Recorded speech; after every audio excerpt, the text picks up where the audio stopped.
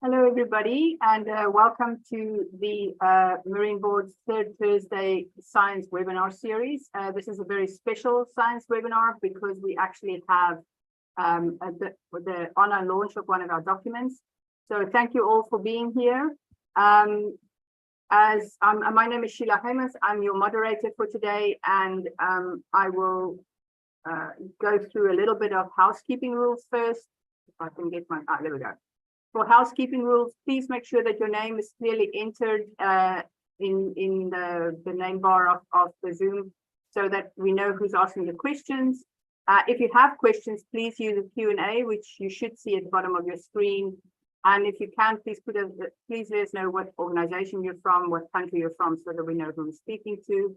And I will read those questions that are coming in and ask them verbally to the speakers and then get their answers. If you have any technical problems, please use the chat for any technical problems that you might have. And please be aware that the webinar is being recorded and will be made available both on our website and on our YouTube channel. So, work accordingly. So, as I said, today is a very special webinar because we are actually doing the online launch of our newest position paper, which is on building coastal resilience in Europe. We have an exciting hour and a half ahead of us. After my boring introduction, we will have the presentation of the document by the chair of the working group, Sebastian Villasante.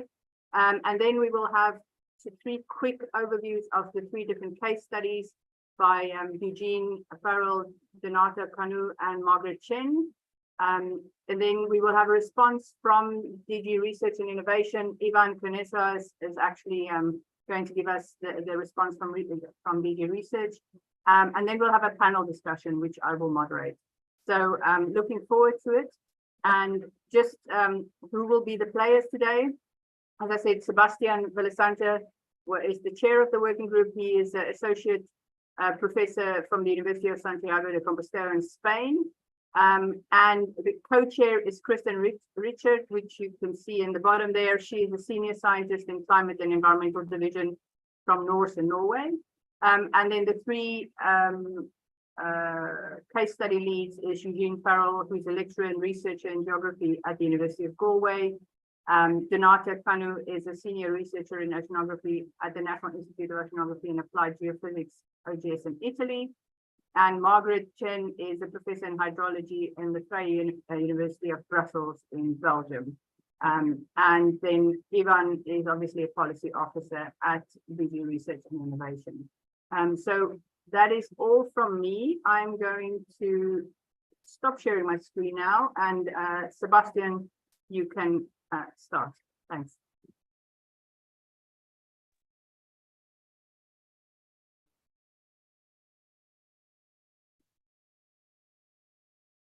Thanks a lot, Sheila, for the presentation, and thanks everyone for joining this webinar. We are very happy and excited to share with you the main results and recommendations from this work that we have been doing during the last 1 year and a half. Okay, please let me know if you see the presentation. Yes, we do, and we see it in full screen mode. So thanks. Okay, so I can start, right, Sheila? Yes. Okay, thank you very much. Okay, good morning, everyone. Again, thanks, Sheila, and the whole Euromarine team for the organization of this webinar, and also thanks not only from me but also from my colleague, Christine Richard. We were the two co-chairs, and also from the whole team to the help and the great assistance and help during the whole process of preparing this document. We are very happy to present the main results and recommendations about this paper about building coastal resilience in Europe, in the European Union. Also, Christine and I would like to also acknowledge the whole team for the amazing work that we did during the last almost 2 years, I would say, under really very exciting and motivating environment, even during the pandemic. And just to briefly let you know that this team is an interdisciplinary team, which are composed by natural and social scientists from diverse geographical regions, institutions, and countries in the European Union. And also, we would like to also thank to the reviewers who kindly dedicate their precious time to provide us very useful comments, which really help us to improve the final version of the document. Well, the document is namely intended to be mainly dedicated to be read by policymakers, scientists, and funding institutions, but also the different, let's say, sectors that they are operating in the coastal of Europe. This is why we try our best effort to try to write the document in the way that can be understandable by the wide audience. It's not a scientific focus of the paper. Of course, all of the chapters and statements are supported by solid and robust scientific evidence, but is written in a more, let's say, friendly way rather than a scientific way. The document is mainly composed by 6 chapters. Chapter 1 basically sets the scene by providing an overview of European coast, what are the key problems and the resilience and the governance context. Chapter 2 is mainly providing an overview of the main concepts and frameworks for coastal resilience, along with a 6-step approach for the use in coastal management. And the Chapter 3 is mainly focusing on the key pressure facing current European coastal socio-ecological systems and their potential impact, not only in the oceans, but also in the coastal communities, including also a knowledge gap for individual or cumulative pressures, as well as the potential identification of tipping points at which a transition to a new state is potentially triggered because of the impact of these cumulative pressures.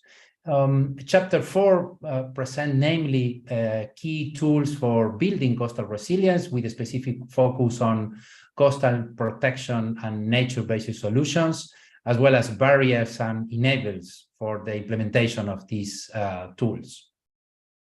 Through the logical coherence between Chapter 2 and Chapter 3 and Chapter 5, we also include in Chapter 5 practical operationalization of these concepts, frameworks, and pressures and tools by using 3 case studies across Europe. One of them is in the Mahares Peninsula in Ireland, the Venice Lagoon in Italy, and the Belgian coast. And 3 of the leaders of these case studies, Eugene, Margaret, and Donata, are present here, so they will be kindly to jump or to provide any answers or clarifications or comment to any potential question that could be raised during the presentations. And finally, Chapter 6 presents the main recommendation for policymakers, resilience, and communities toward navigating a resilient coastal systems in Europe.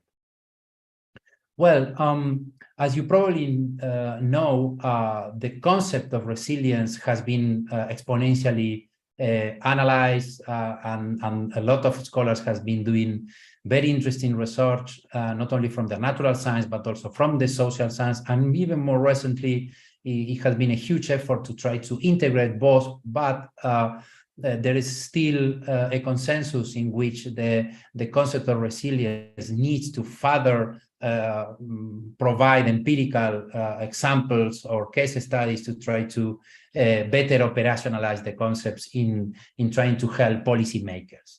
This is mainly what we try to do in the introductory chapters, try to review the different concepts, but mainly we arrive to the concept based on the existing literature that coastal resilience is basically the capacity of any coastal natural and socioeconomic system to persist, to adapt, and to transform when trying to face or to cope with disturbance induced by different anthropogenic drivers or factors such as sea level rise, extreme events, or human impacts.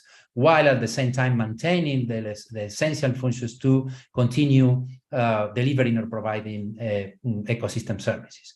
And an important comment that we would like to share with you is that, as already stated by the scientific literature, resilience in the positioning papers is not an outcome itself or a destination in particular. Rather, we perceive and we conceptualize the concept of the coastal resilience as a relational way, in the meaning that this is a non-linear, complex, and dynamic process. Well, we also, through the document, we also did an exhaustive review of the main key pressures and impacts in Europe, and we also identify several key gaps. In terms of cumulative and present pressures and impact, for example, the European coasts are dealing with an increasing greenhouse gas emissions from different activities, and also localized activities through the European coast, such as fishing, aquaculture, waste disposal, or coastal urbanization, that potentially have the consequence of putting at risk or act as a barrier to build resilience through European coast. All of these multiple drivers or pressures, of course, are highly context dependent, and that needs to be addressed holistically, considering natural and social science as part of interconnected social ecological systems.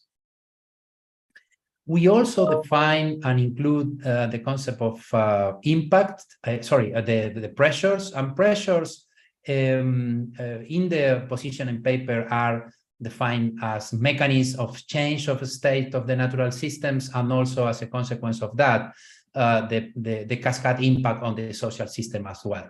And the document advanced toward the current state of the art to try to build and enhance resilience to sustain essential ecological and socio-economic functions provided by coastal social ecological systems.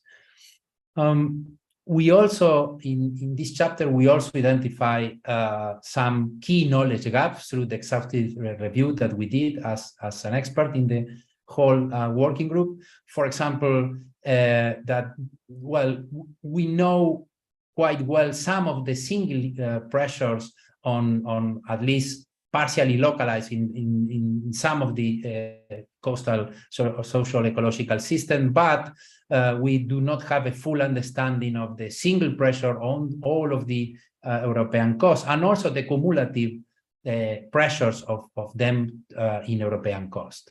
The other knowledge gap are the cumulative pressures and the relationship in relation to the response of for example, of the users present in a given coast, the understanding the resilience properties, including the integrated ecological and social tipping points. We know quite well that there are some important advances in the context of the ecological tipping points, but the social tipping point is largely unknown until now. And so this is an important knowledge gap, both at local, national, but also at the European level.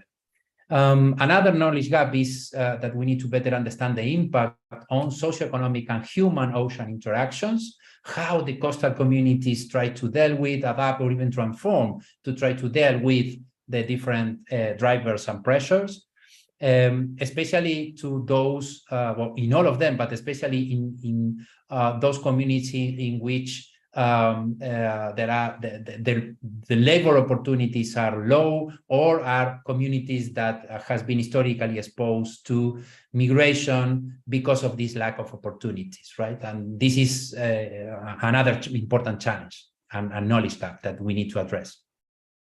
And also, there are some knowledge gaps about the model, the capacity, the predictive capacity of the models to deal with this cumulative pressure. Both when we mean model, we are not meaning, let's say, computer models or mathematical models, but also models in a more broad or general way, like, for example, qualitative information from local or traditional knowledge from users, for example, right? And finally, how we can scale up the sustainable practice to reduce hostile pressures has been also an important knowledge gather we identified through the work.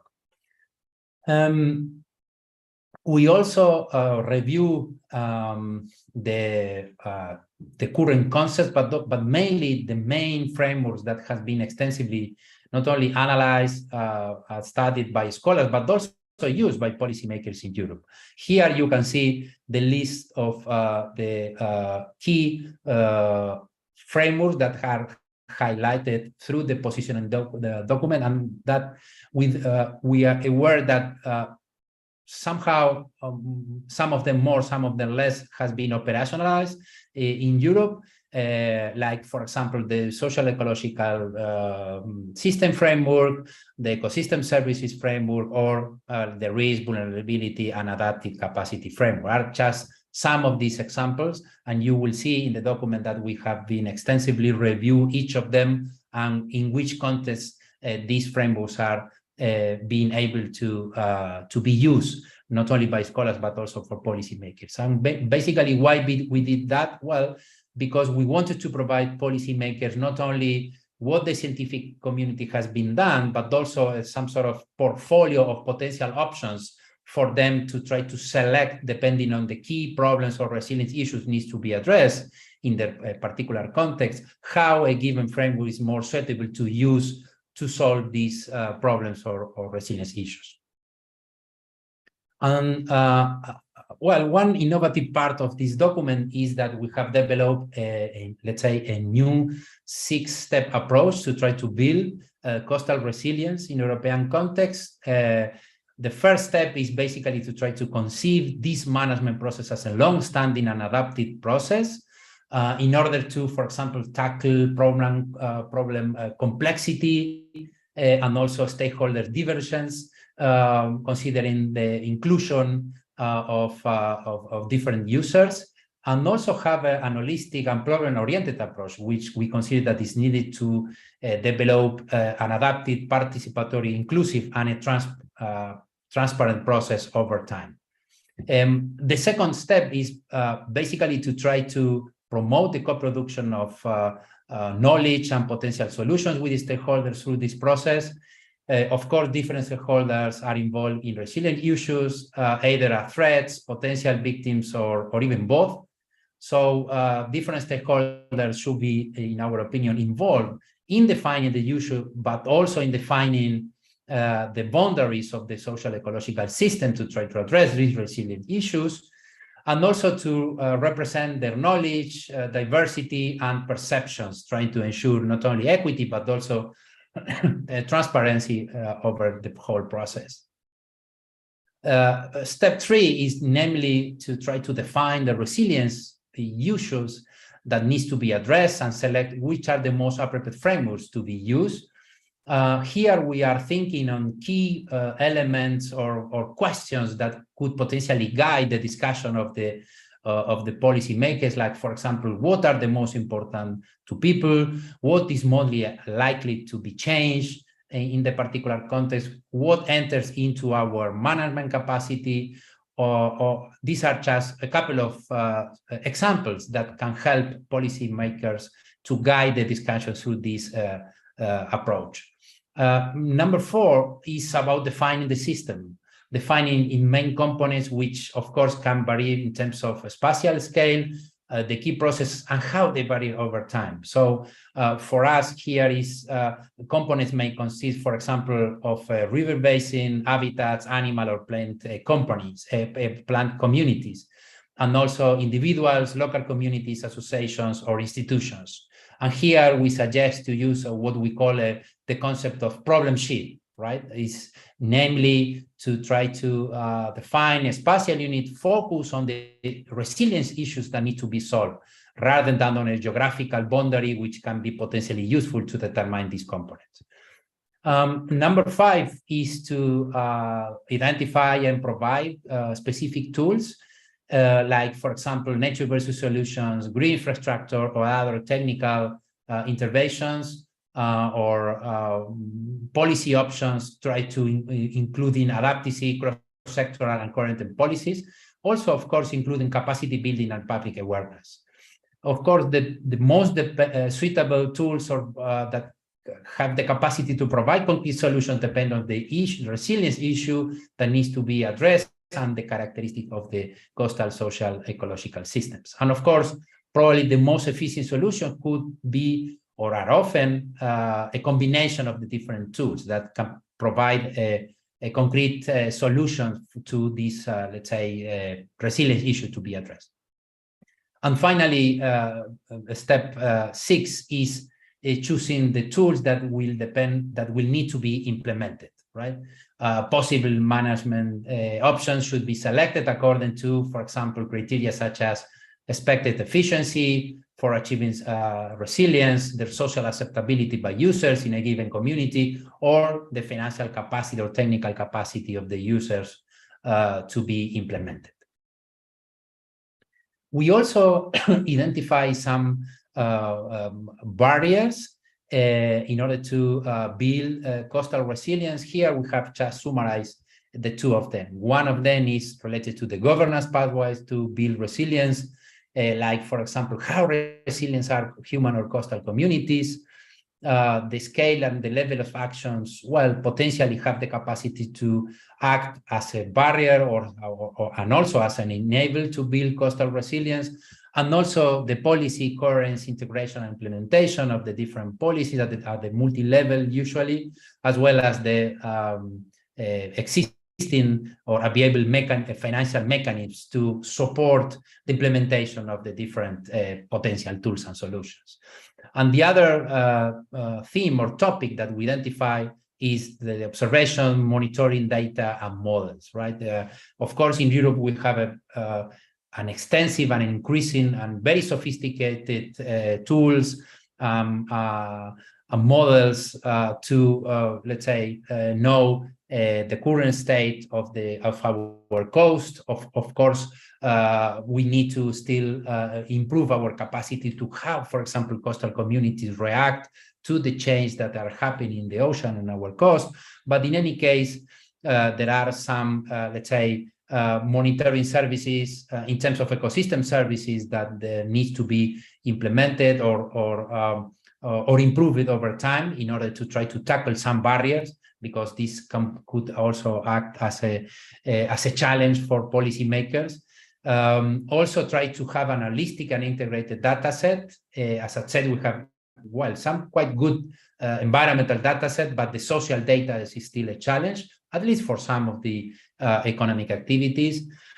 Also, the forecasting model and scenario analysis or vision from the users and for policymakers has been increasing and improving substantially during the last couple of years or decade, but still this also depends at the scale of the decisions or the resilience issues that the policymakers need to be implemented and used. And also we also need to, or there is a need to develop standardized resilience indicators at the appropriate level to try to tackle these different challenges of drivers and pressures that the European coasts are dealing with right now. In terms of policy recommendations, we namely suggest 4 policy recommendations. The first one is try to adopt a system management approach to build resilience in European coast. The second one is try to work at the multiple scales, and this should be across not only local communities, but also national, regional, as well as European governance. Include nature, but also people from the beginning of the designing of the process. That seems to be, according to the empirical evidence that we have, is that the most appropriate way to be more inclusive, effective, and trying to effectively address the current challenge, and also reflect the multidimensional pluralistic values of natural capital, right? As we know that from the very recent global report published by the IPBES about the values of nature, is that nature, or in this case oceans, provide multiple and pluralistic values to people and to societies that needs to be well integrated into the all of these, not only tools, but also into the decision-making process. In terms of scientific recommendations, we suggest to establish integrated transdisciplinary research on coastal social ecological systems, to develop sufficient monitoring, data capacity, and observational data, increasing investment, namely on big data and artificial intelligence, for example.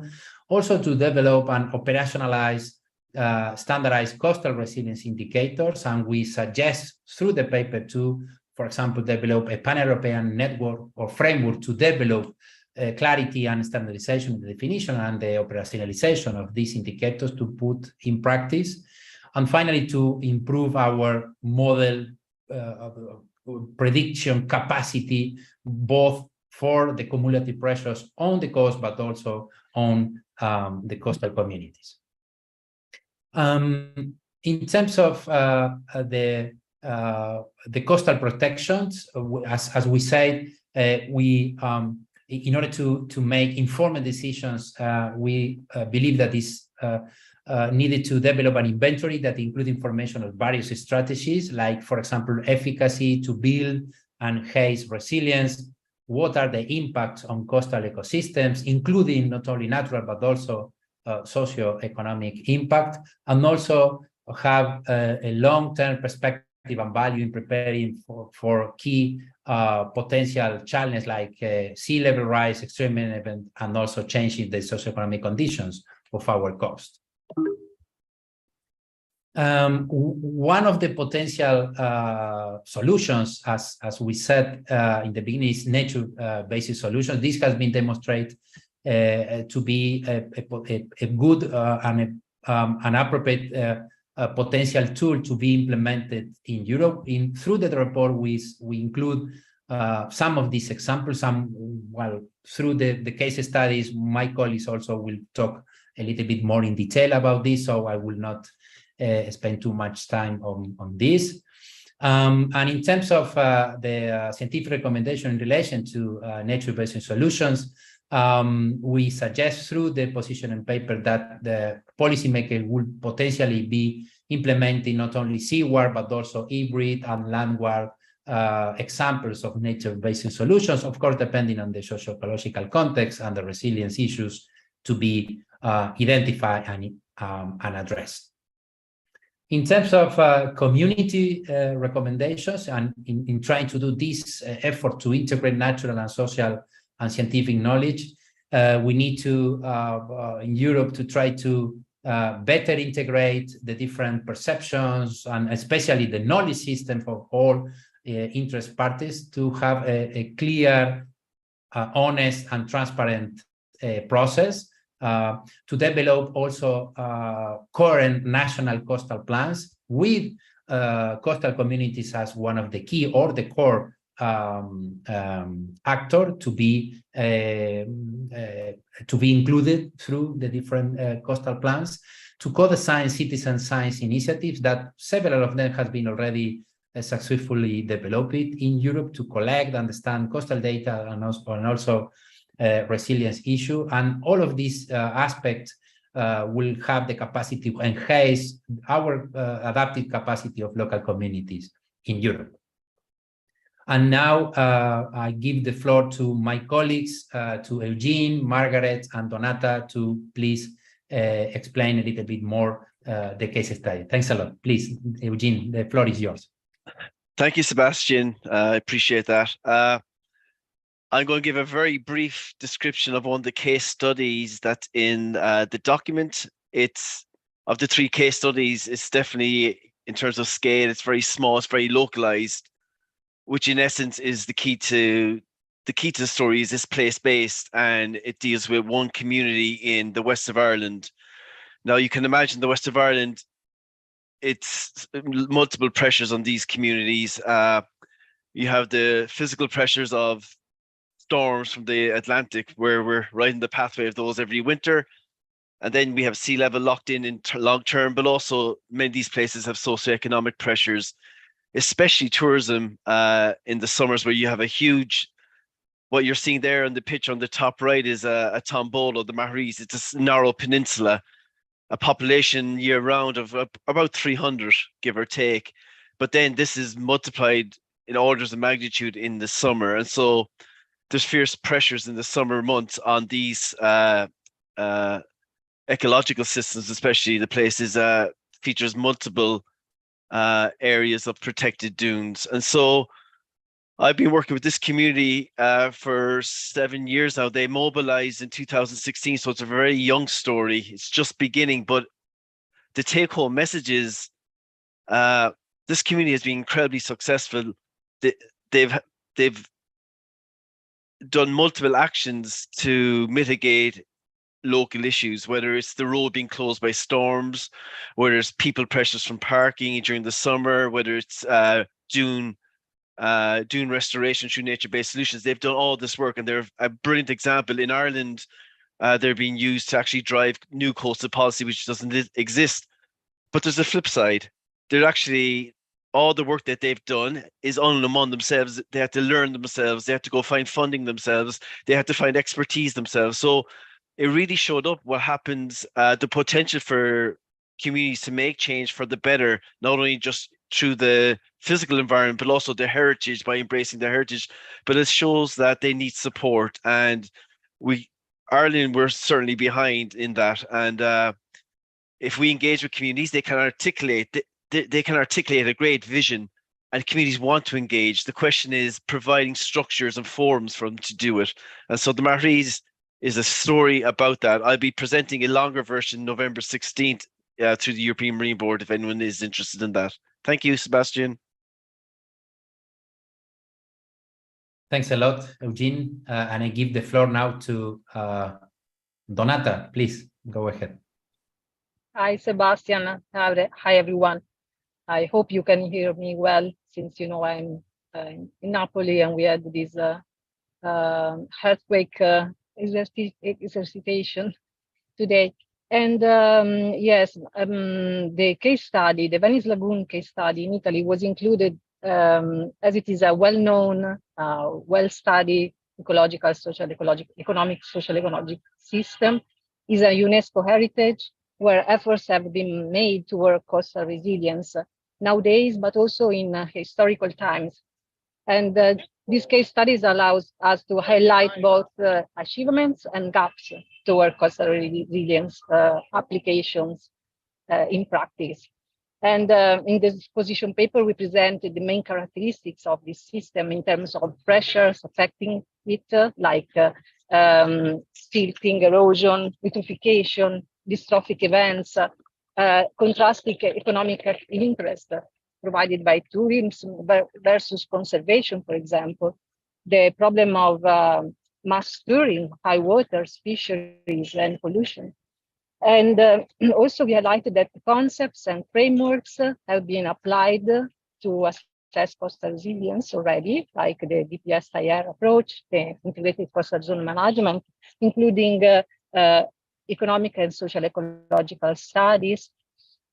And several scientific tools have been already developed there. Nature-based solutions and gray and infrastructures also has been implemented, as well as laws and regulation and tools and knowledge.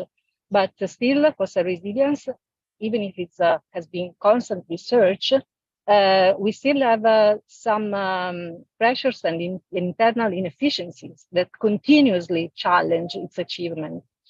And so we highlighted the barriers to it. For example, the difficulty for the stakeholders to reach a common vision, since we have a very, very complex structure with stakeholders in a system like Venice that includes local, but global also interest and stakeholders. This complex structure needs time to respond to stress and pressures, and this slows down the response to improve resilience. So improved monitoring and observing capability and the establishment of digital twins that will provide speed also the response of the scenario analysis in response to pressures will is expected to improve the ability to the system and to the stakeholders to get the vision and to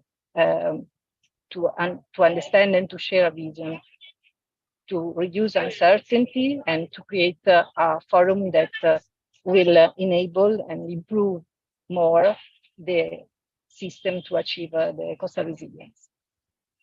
So thank you. Thank you very much, Donata. If you all agree, as Sheila said in the beginning, we leave the time for questions, comments at the end of the webinar. So now I give the floor to Margaret, please. Go ahead.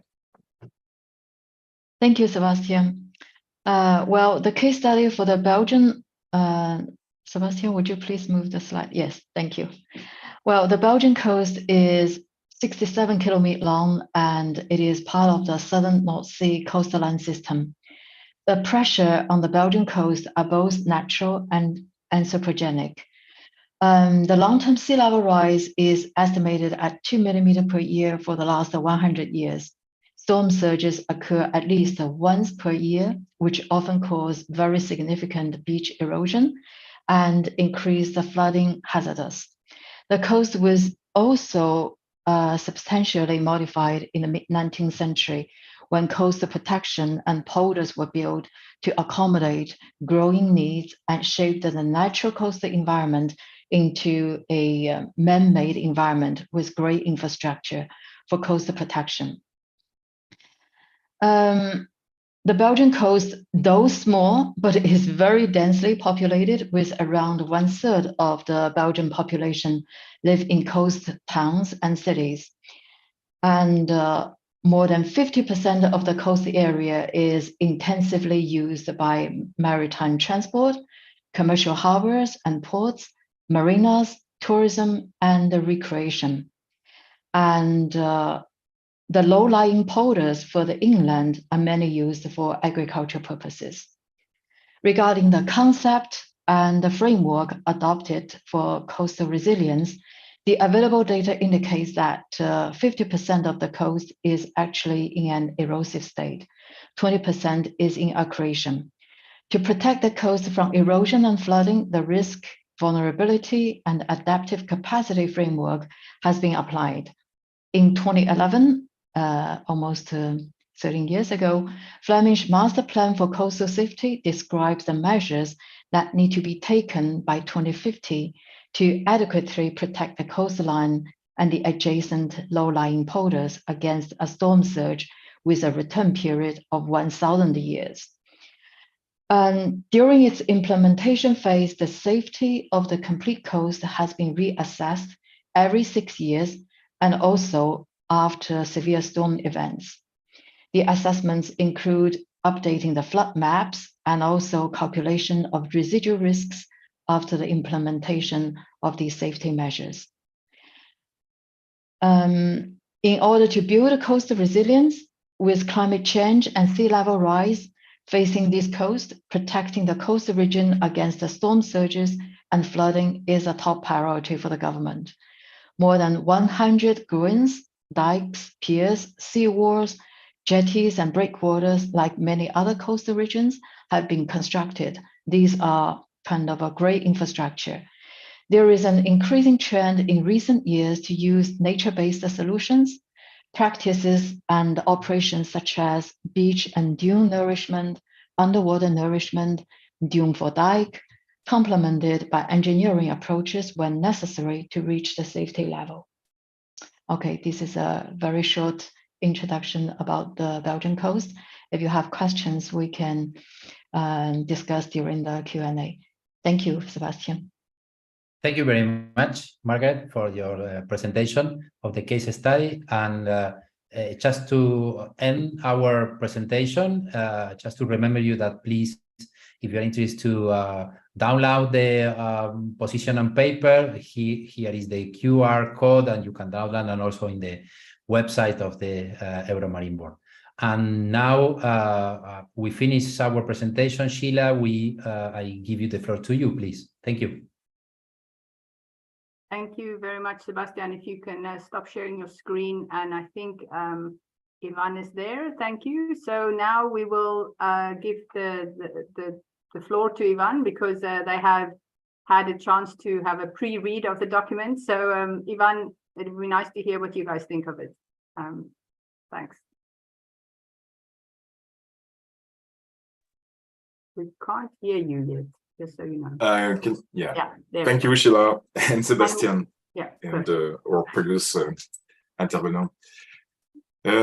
Yes, thank you very much for inviting me and to give the point of view from the digital research and also personal views on the paper. That's a very relevant and timely petition paper, as it helps to put some order in a quite also atomized fora. Here you can see some pictures that shows more or less what we want to do through research, from better knowledge of the marine ecosystem functioning, new tool of observation and characterization, observation and monitoring, and also to help then do for instance, the maritime spatial planning, or to identify the place for protection or other effective conservation measures. The six-step approach also will try to illustrate how it can fit well with what we intend to do, or we started to do in Horizon Europe. And it can help also to better frame future actions, and also for the designation for the enforcement of such a proposal of a six-step approach. Just to start with, I would like to emphasize that, we all know it's already occurring. We can see already the effect of more frequent extreme events on coastal zone or regional play. So 2100 as a perspective, when it is mentioned, I think it's important to underline also the cognitive aspect of addressing these oriental aspects for a larger public. It has to be something like it is happening now. What will be in 2100 is an extreme we want to avoid, or we want to address before and prepare. And that's why I really like the concept in the paper on it is a journey. It's a process, adaptive process that starts now, and to be able to react with the changes that may sometimes we are not able to foresee. For instance, again, this year, sea surface temperature average. So it's out of the chart, well above everything registered since monitored since 1981, and we can hardly explain the level of the sea surface temperature average for 2023, the black line above. And our actions will not be able to foresee everything, so that's very important to insist on the adaptive approach to tackle these big issues with ecosystem and elements we will not be able to grasp entirely because of the complexity. The policy context is quite ripe for that. Of course, we have already long-term established a 2030 agenda for sustainable development goals.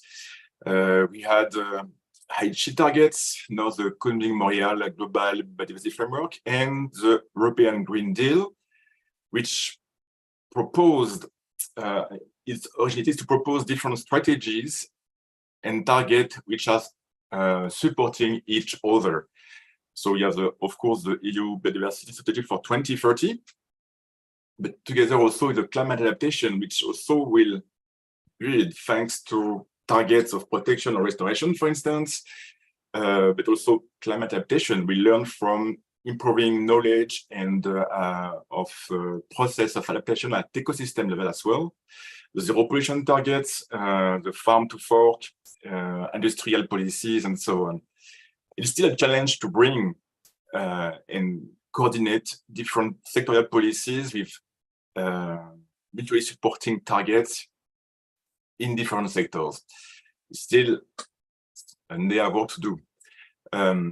Just to insist on also these coastal resilience can position paper is totally sound. Here are, so I will focus on the biodiversity strategy for 2030, with the main targets being protection, 30% of the seas, and including 10% of strictly protection. The restoration law still under negotiation. It's not yet adopted, still under negotiation with the council and the parliament. You know that it has been the original proposal, despite 2 or 3 years of discussion, had to be a bit downgraded in terms of ambition of target, but nevertheless, it has been, it went through the parliament endorsement, and so it's now fine-tuning to agree on targets. And tackle bycatch and seabed damage, overall the new action plan for fisheries, which has been released last year or beginning of this year. And this also is an overarching strategy that build on existing and very relevant policies. It is also underlined in your position paper, and which was quite also innovative when they were launched. There's really no other places in the world where you have this project of integrating sectors through the integrated maritime policies, the environmental aspect through the MSFD with a 11 descriptor targets for good of the status linked to the integrated maritime policy, the Water Framework Directive, and the use of maritime spatial planning to really enable the concept of ecosystem-based management, but not only from the original idea of focusing on fisheries or one species management, but really to have a holistic approach in the ecosystem-based management of an area. We already had some try before Raison Europe, but to focus on, of course, we have other interesting projects in nature-based solutions addressing coastal systems in Horizon 2020, but to focus on the Race Coast project funded by the Green Deal goal from 2020, which tried to address and promote test solutions the way you formalized also in your position paper. So there's already a lot of efforts we started also at national level or in other international forums. For instance, recently the Bank for Inter-American Development also promoting policy brief for nature-based solution in coastal resilience. So how do we do now to align with the cross-sectoral approach or the holistic approach for ocean and seas ecosystem? So we have Horizon Europe with the Seas and Ocean Intervention Area with a classic call for proposals, of course, supporting EU policies like biodiversity, adaptation, etc. Specific mission, EU mission, Restore Ocean and Sea, Ocean and Waters by 2030, which try to go beyond research by doing more impact and evolving more other sectors and local actors, local example to have an impact in a couple of years or few years, and to which build lessons and share to other area of European basins. And the Sustainable Blue Economy, which is a partnership between 25 EU countries, with their part of their national research funding on maritime topics, and according to jointly fund some initiatives toward our main priorities. So I want to cover also the way started Horizon Europe to address the complexity and how we can act. We need new models, new theoretical framework of ecosystem functioning, especially also locally to inform maritime spatial planning, for instance. So we have two important topics, like more dealing with the exploration, description of marine biodiversity with new indicators, new species, new functions, and try to extract new theoretical models, and also observation capacities or proxies to inform the functioning. A strength on the cumulative impact assessment, new tools for enabling a very holistic assessment of several impact, several stressors acting at the same time, from pH to also installation of a wind farm. Nonetheless, we can don't have to wait to implement innovative holistic approach. We have all this knowledge. So we have also topics to test case application of maritime spatial planning with a well-informed, science-based, ecosystem-based management. It's all these projects are localized with working with specific conditions and different degrees of ecosystems and the biographic areas, and a specific large-scale demonstration case in small ecological, socio-ecological setting of island to do this land-sea cooperation between actors, socio-economic, from the economy, from the governance, from the local citizens, to test with a number of factors, a number of variable in terms of environment and citizen representation to develop an ecosystem-based management. And of course, informing our capacity or developing our capacity to observe and predict marine ecosystems. And so to have the models, to have the capacity to have easy access to information and data series, thanks to the development of new technologies. But it's all part of another subtopics, so it's all linked to focus on our objective for the Green Deal, but some focus on the sustainable aquaculture and fisheries, bioeconomy with biotechnologies, the specific climate nexus with carbon cycle endeavors, the zero marine pollution, and of course the involvement of innovative governance system for coastal communities. And the mission address, of course, the objective of the strategies for 2030 for both the carbon neutrality, especially for the biodiversity in terms of protection, but also from the seas, and a strong focus on public mobilization and engagement. So we have several projects already started in terms of protection and coastal example of involving citizen local actors for protection and restoration, and to help us identify the future MPAs or management measures. And of course, the DTO, but we may deal with that in terms of during the discussion.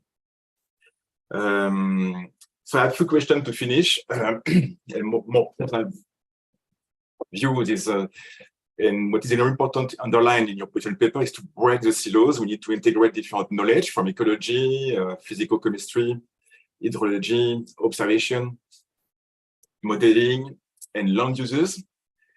Break the silos between the sectors and their each plan, the strategies, and with actors which have different economic weight between large-scale fisheries, tourism, or local operators, how to give an equivalent or acceptable voice in cross-sectorial discussion, and integrating the connectivity, the ecological connectivity between the systems, because we have to enable this functioning. This approach is considering that one place is affected or will affect another one. And in terms of conservation work toward the biodiversity strategy, we need to keep these connectivities, for instance. And I will not list all of them, but I think one important also to me is education as a narrative used. Marine biodiversity, ecosystem functioning is not so super actually understood the same way depending on the population. So we may also to address that in a way as providing the basic concept, to have the different actors being able to understand and to discuss the same thing, or to decide in good knowledge or good understanding. And I will finish here to open the floor for questions. Thank you very much for this opportunity, and happy to discuss. Thank you very much, Ivan. That was great. It was good to get an overview of what you guys are doing in this field. So now we will have the discussion with the rest of the panel. If I can ask everybody to put on their videos, and while they're doing that, I will start by asking a question to Kristen, because Kristen was the co-chair of this working group.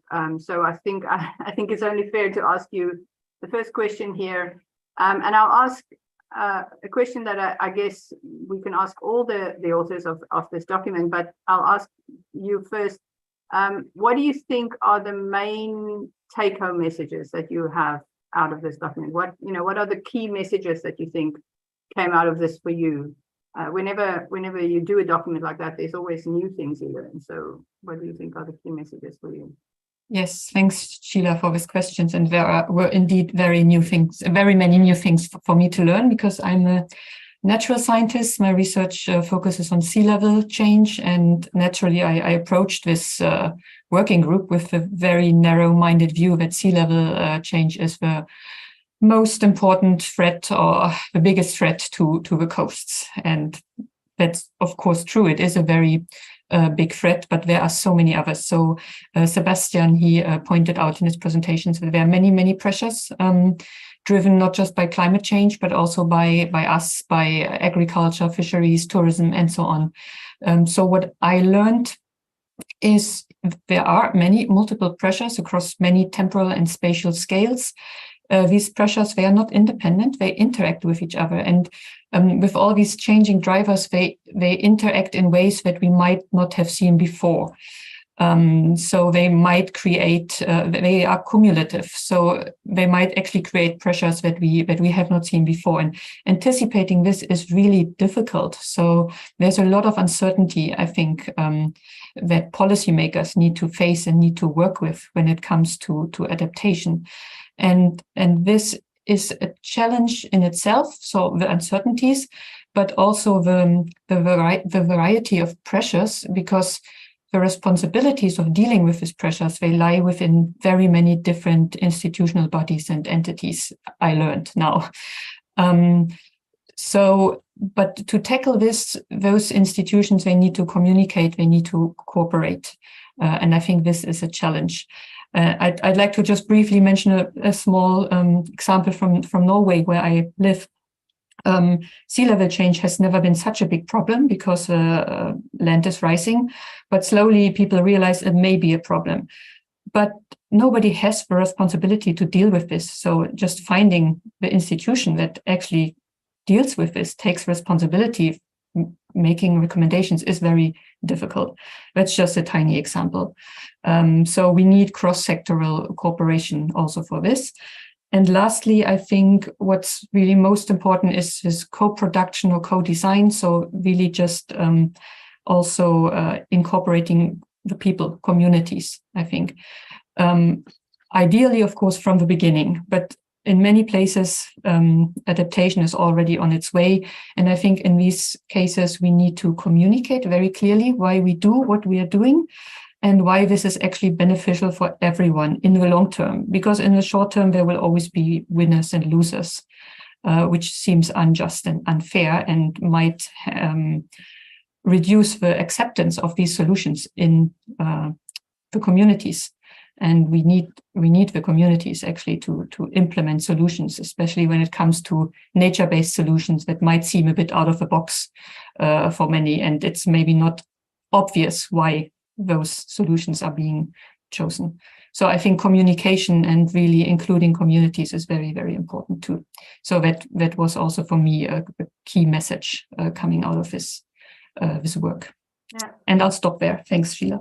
Thanks, Kristen.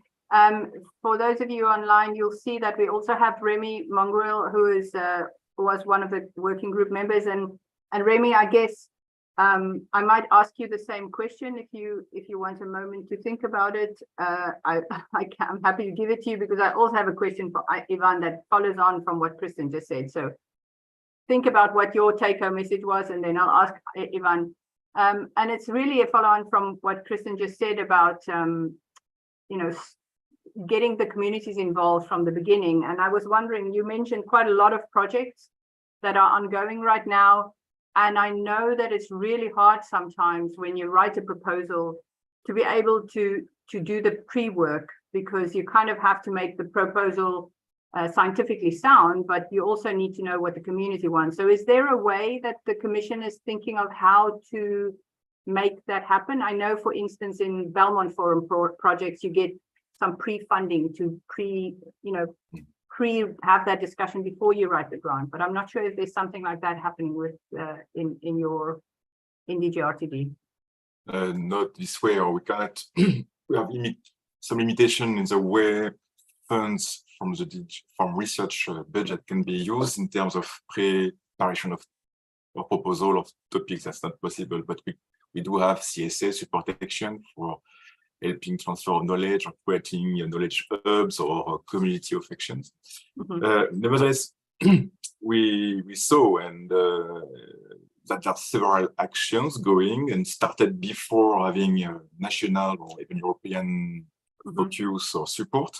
Even locally, regionally, we had several projects which started to create this tissue of, if I transpose the French concept for the medical tissue, but this communities approach, and we propose to build on that. And the mission, for instance, really focus on local action where we have a ground for already cooperation and to speed up the impact, to speed up the deployment or discussion and proposals and demonstration cases. For instance, the big project as well I mentioned about Marine Sabre, it starts on small island communities where there are already protection measures in place, because it takes some time also to have legal protection, legal actions. And that's also a point in the take-up message. Time is of essence. We have to change, or the actors have to change of time perspective in terms of economic assessment. We have to shift from the return on investment in a few years to prosperity for the region, and how to go this journey, as is mentioned in the paper. That's very fundamental. So to get these economic actors to also be able to integrate that, we need also a legal or political endorsement. We have to shift to economic planning and approach, and that's a big challenge. Yeah.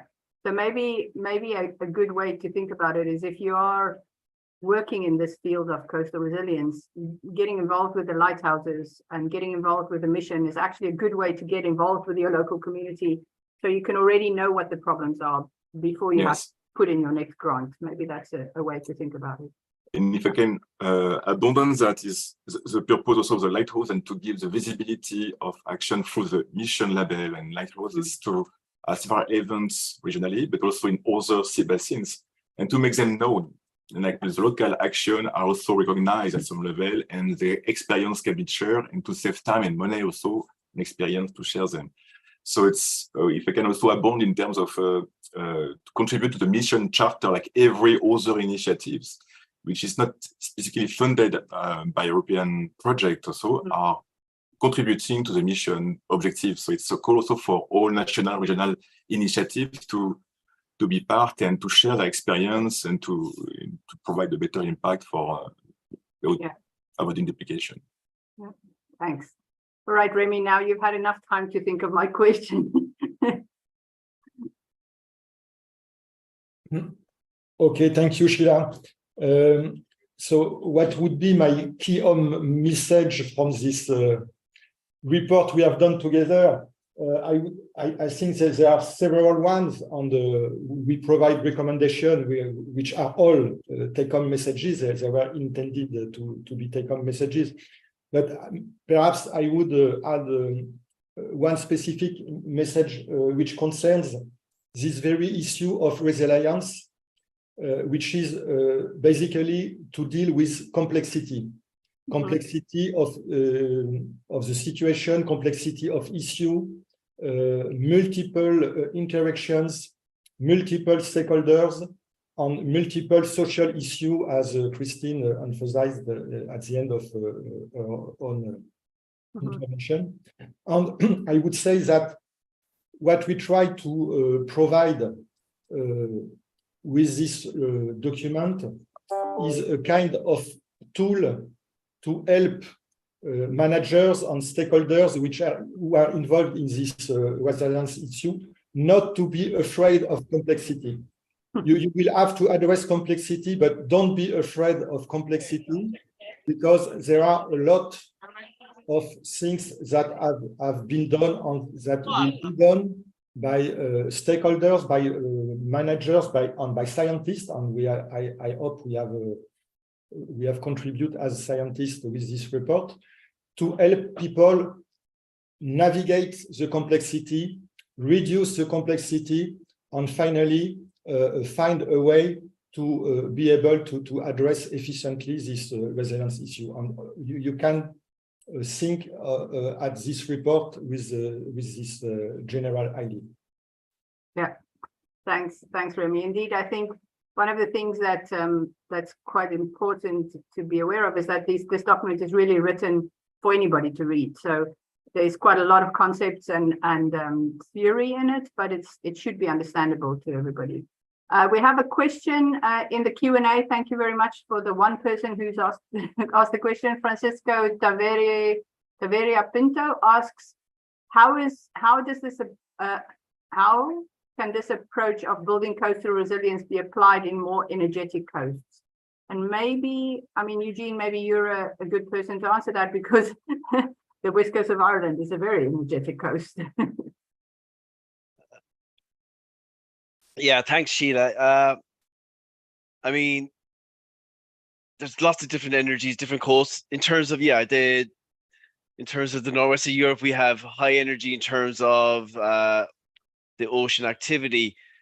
I guess I could look at it from many angles. Let's take it from a geomorphological point of view.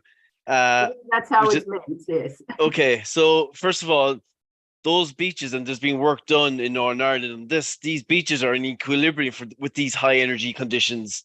I mean, the fact that beaches even exist is reflective of that. I mean, in this high energy, you wouldn't expect any soft sediment bucket of sand to last anywhere over generations, millennia, and yet we have these gravel beaches, sandy beaches, dune systems finding an equilibrium. Now, saying that, I guess the rules are changing. When you have sea level, there's a lot more coastlines eroding more rapidly. They're always eroding some of these soft glacial cliffs were always eroding, but slowly. With those things like the 2013-2014 winter, which was the stormiest 175 years, we saw a mass retreat of big systems, and normally no one cares because natural coastal ecological systems move and their dynamics, so they move. The issue, of course, becomes when there's nowhere to move to, you get coastal squeeze. The issues now, of course, are if you've got increased erosion rates, you're looking at what's behind them. So a lot of these areas might be rural, but a lot of them have important infrastructure, whether it's resident houses and roads. Now, I guess going back to the question, how do we manage that for resilience? I think it's ultimately you incorporate into your decision-making long-term processes such as sea levels, such as storminess. Otherwise, I mean, short-termism doesn't work now. We know that. So whether it's planning decisions, whether it's coastal protection decisions, there's lots of complexity, but I mean, ultimately we simplify it down to what we can control and can't control, and what we know, what we don't know. So, I mean, there's no real answer to that other than we keep going the way we're going, and I love this slide, breaking the silos, because that's the big thing that we struggle, which is bringing all this research expertise from different areas and different decision makers into the one sort of framework where everyone can work together and find, I guess, the most resilient, most sustainable solution. I mean, I think I have an example of where it went horribly wrong when I was a student back in South Africa. You know, they built a new harbor wall in Port Elizabeth, and basically the engineers built the harbor wall but didn't think about the oceanography. And this was a high energy system that basically caused huge changes in the sand transport, and therefore huge erosion on the one side, huge, accretion of sand on the other side. So especially in a high energy system, you really have to work together amongst the scientists. You have to have the engineers and the oceanographers and the social scientists and everybody working together, because the moment you do something, the moment you put some structure on a coast, it's going to have an impact, and it might have a significantly bigger impact if you don't think about the other things that are in there. So that's just one example, I guess, where even just in the physical sciences, and that's not considering the human impacts of changing, people losing houses on the other side of the harbor wall because it was eroded. So I think there's other, the silo breakdown is really important, and it should have, it's not new, I guess. I don't know if anybody else has another angle to that question. Otherwise, I can ask another one. No? Maybe Sheila, or maybe just to the example you just gave. Indeed, we have several examples of panic or quick installation, like brick walls, waters, and to protect some beaches, even like have huge impact on the geomorphology, consequently the ecosystem itself. And this is where it is important to underline this holistic approach, and also in terms of how we understand resilience or nature-based solutions. It comes from first the climate impact policies, building the natural cities and NPS and resilience too. But we have to see resilience in terms of not only for the climate, so we have to bring also the view, the cognitive aspect of targeting one policy or one impact, which is a sea level rise or extreme events. We have to see the connection between the functioning of the geomorphology, hydrology, and ecosystem together to avoid trade-off coming later. That's a key point from the paper that is underlined and to be promoted. Yeah. And I guess another question that came up when Kristen was talking about in Norway. I mean, in Norway, as you say, they don't have a problem with sea level rise because the land is going up because of geological timescales. But climate change still causes huge changes in precipitation, and so you have the problems of more fresh water, and I'm not sure if you guys have had floods, but I know in Sweden and places they've had big floods. So even if you don't have a problem coming from the sea, there could still be a problem that has an impact on the coast, right? So we have to also always be aware that we need to link up with what's happening on land and think of the bigger system rather than just the coastal system that we're used to looking at. So yeah, I'm not sure if that, I guess there's no question there, but it's something to think about. Sheila, if I can just quickly, we do have a problem. It's not that we don't have a problem. We just took us a while to realize it. So the sea is rising at different rates depending on where you are. But yeah, it's really, it's true what you say. We had huge floods in the east this year, just like in Sweden, and this was very new, and it really raised awareness. So people are a bit more aware, and they are thinking about, well, is this something that we will have every year or every other year or so? So in a way, it's a blessing in disguise, maybe. I don't know. I guess people need sometimes something like that to understand why we need to do something. It's not only the sea; it's also problems coming from the land, and if these two things happen at the same time, it's even worse. So yeah. Mm-hmm. And then Margaret, maybe because I'm sitting on the coast of Belgium, and I know last year or maybe earlier this year sometime, I know Ostend, which is where the Marine Board is situated, brought out their new plan for how they're going to deal with sea level rise. And from what I saw there was quite a lot of hard infrastructure and quite a lot of great infrastructure planned, Yes. But very little thought of, again, talking about flooding, very little thought about what's happening if it starts raining a lot upstream, and then you have great infrastructure holding the water back. you know, so we need to really think about how we plan further inland than just the coast, because actually, if we plan to protect the coast, we might actually cause huge problems to the people living behind it. So I don't know if that's something that is that you guys are working on, or something that working on. Yeah, probably it is not that obvious that community around the coast would observe, but actually in the scientific community for a long time, even the research that within my group, that we are very much aware of the interactions between the freshwater part, the tidal influence part, and also the coastal areas. And for Belgium, I would say that we do not have the coastline like the Irish coast, or maybe somewhere around this Atlantic Ocean, not that energetic. It's relatively moderate, but still, when there is a huge storm strikes, then the consequences, like in 2013, the big storm, and 2017, it was disastrous.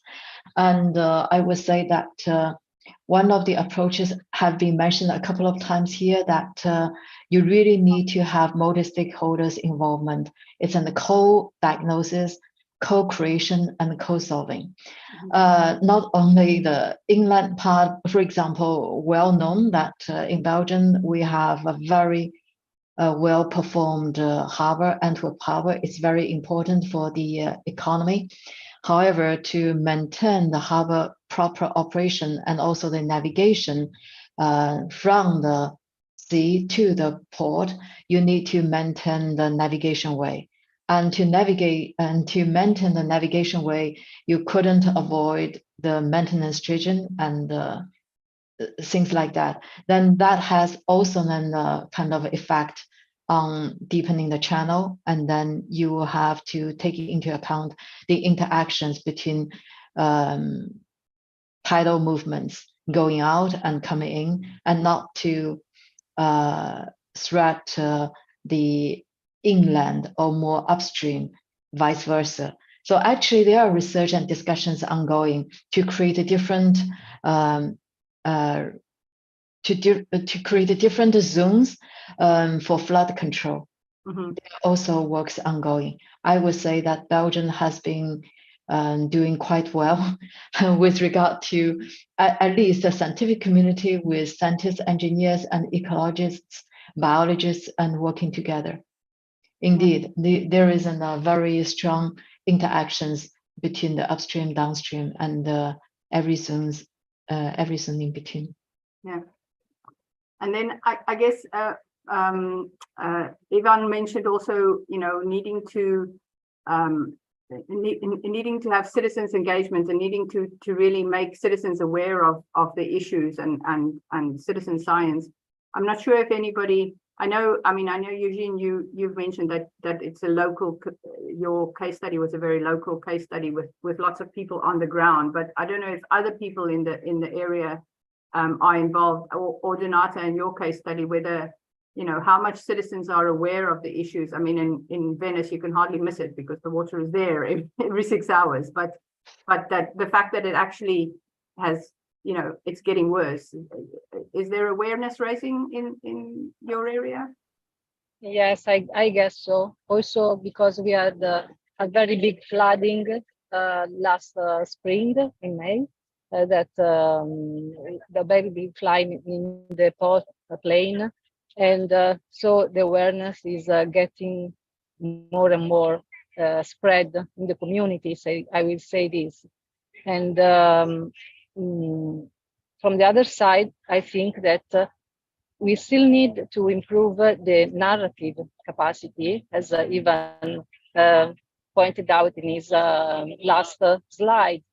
This narrative capacity to foresee scenarios and to visualize possible future, even futures that are not so probable now. But if we start with this kind of narrative, I think will support and enable the communities to respond timely to stress that may appear in the future and are not so for certain now. Yeah, and Eugene, I don't know if you have any comments about, you know, wider stakeholder engagement or wider citizens engagement other than the communities that you've been working with? No, I mean, I actually just got back there after 3 days fieldwork this week. It's interesting that, I mean, we've broadened out our contact to over 20, 30 communities in Ireland. And I guess the quote I use is the Anna Karenina principle, which is every coast is different, but every coast has the same problems. And that's actually really good news, because for us, we can actually identify the big players, the problems. Sea level is absolutely number one. And and everything in between down to the end, first order, second order problems. So that's one thing. You did mention that one of the problems we're actually facing right now, it's not really a problem, but it's more a challenge, which is there's lots of communities out there. The ones we've contacted are active communities and groups taking action, whether it's cleaning a beach or nature-based solutions. There's a whole spectrum, but there's lots of communities out there who either try to mobilize, but you also need really good leaders. You need commitment. You need, I mean, these people have families, they have jobs, and some of them couldn't organize because you couldn't sustain it, or B, they don't know what's coming down the line in terms of risks, in terms of higher risk, lower resilience. And so this is kind of our challenge at the moment. Right now, I mean, we're focused on making communities like Maharees, building a template policy, building coherent policy, providing resources, one-stop shops where they can take actions easily and be supported, even financially, to do it. So, I mean, the answer is, yeah, lots of communities are involved, lots are contacted. They want to, it goes back to what I said, communities want to engage. There's nothing, they all want to be part of protect their coast. The question is, make it easy for them. That's the bottom line. Make it easy for them. Thank you very much. And I guess I have another question about uncertainty. I mean, how yes, we have quite good ideas about, you know, what's happening under climate change. And if we have these future scenarios, we can really think about, you know, if we do this or this might happen.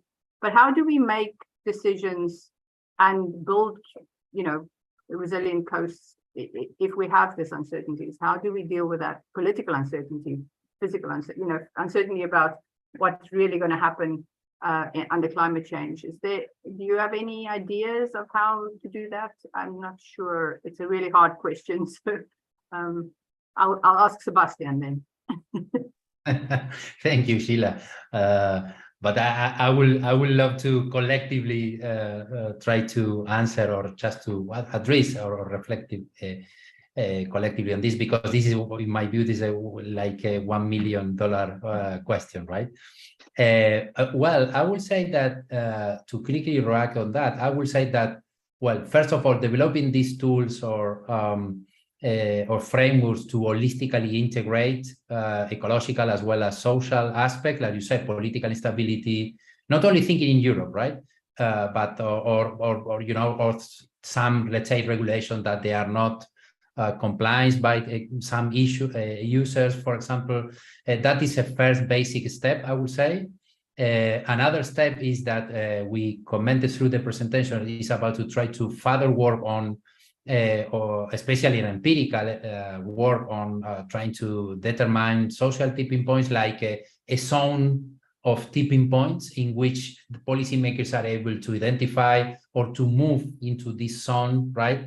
In order to try to avoid critical tipping points or to push positive tipping points to potentially try to address better that uncertainty that needs to be addressed, for example.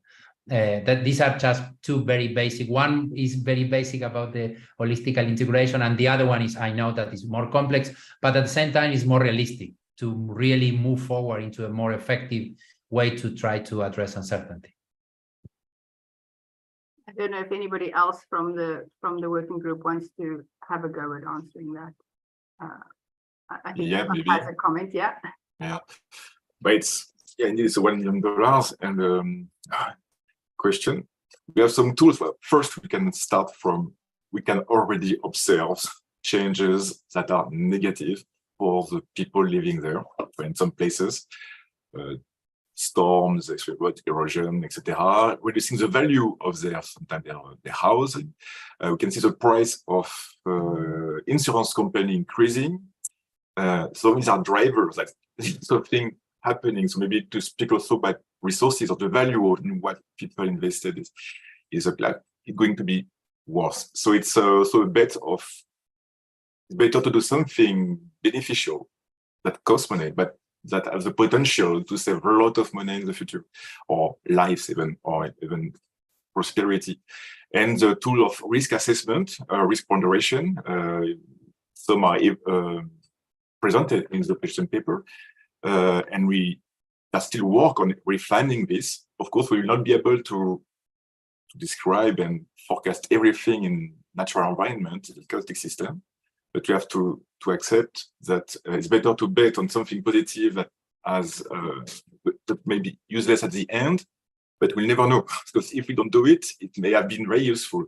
So and we know that's the tendency is mostly to do it. But again, for the political leader, to link to what Eugene said, to make it easier to people, or the importance of political leadership to embrace this concept of holistic approach and to see on long-term issues. The same for big economic actors who see on short-term economic value, to embrace it, because if you don't have the political leadership and that set up also the vision and the stability for the long-term processes and resources to get along this those projects of helping coastal resilience in populated area, especially, it will be a challenge. So I think it's still a kind of cognitive aspect, access to what's under the surface, and we see maybe in many years' time to materialize, and the political will. That's a big uncertainty. Yeah, that's the hard one. Political will is something that is very hard to create as a citizen, but I guess making people aware of the problem is the first step, I guess. Yeah. I don't know if anybody else wanted to have a go at answering that. We've got about 3 minutes left, so you can have a word each, and then we'll wrap it up. So I don't know if anybody else has something else that you wanted to add to the discussion before we close. Kristen, no? It's a tough question. Well, Yeah, anything else about the position paper that you think people should be aware of? Yeah, well, no, I like your question anyway, because it's important, right? Mm. And there's we talk a lot about this adaptive planning, which I think sounds really good in theory, but I'm sometimes wonder how it will work in practice. But I think this is a good way to go. Also having scenarios based on the scenarios in a way. Yeah. So I think this is a way to go. Maybe just identify what we really need to protect, what are the assets we do not want to compromise, and then take it from there, or something like this. I'm probably the least qualified person here to comment on this, but I think we have to be flexible. And what Sebastian said in the beginning, and I think Eugene always iterated this, it's a process, it's not a destination, but it's a process, being resilient, not just at the coast, but everywhere, I guess. Mm-hmm. So, yeah. Anybody else? I feel like that was a really good way to wrap it up. So maybe I'll just leave it there, except if somebody else wants to add another word. But it should be part of political group proposal. I mean, all parties, all political parties should integrate such plan, such vision to try, because it's a problem of common interest and beyond the division of spectrum. But the agenda of election polls make it, like, for instance, we had the bad surprise of how 3 months before the vote of the natural restoration law, we had suddenly a group questioning the science into an opinion, and that's a big challenge now. It's right to education as well, to have people informed, but people have jobs, etc. So how do we reach that, because they have their own problem?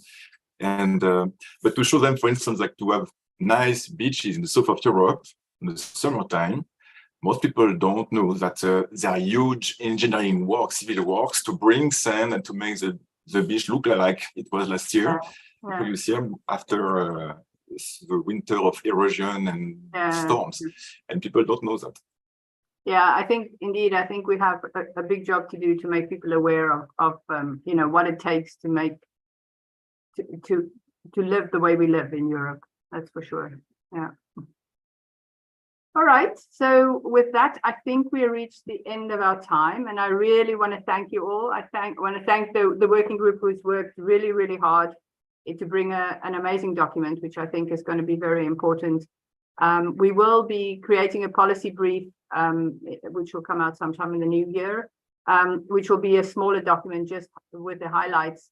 But in the meantime, I think the larger document with all of the theory and practice in it will be very important in the years to come. So I want to thank you all for your hard work. I also want to thank Britt, who's in the background, who has really pulled it around, pushed it around, browbeaten the working group to getting it done and me to get it read.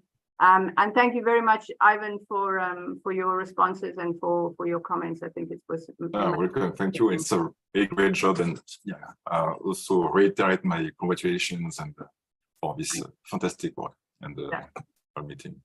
And as Eugene said, he will be talking about some of the science behind his case study in November, if I'm not mistaken, Eugene. So if you're interested in more of that, then do follow us online, and we will let you know when that is. So thank you very much, and we'll see you next month at the next third Thursday webinar. Thanks. Bye. Thanks a lot. Thank you. Thank you. Thank you. Bye-bye. Thanks, everyone.